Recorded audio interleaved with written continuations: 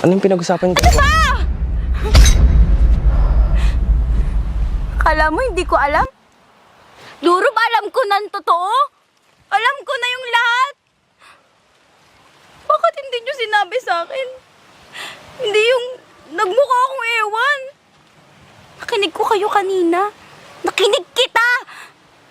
Ano bang kailangan ko sabihin sa'yo? Ginawa ko lang yun dahil sa trabaho. Eh di dapat sinabi mo para aware ako!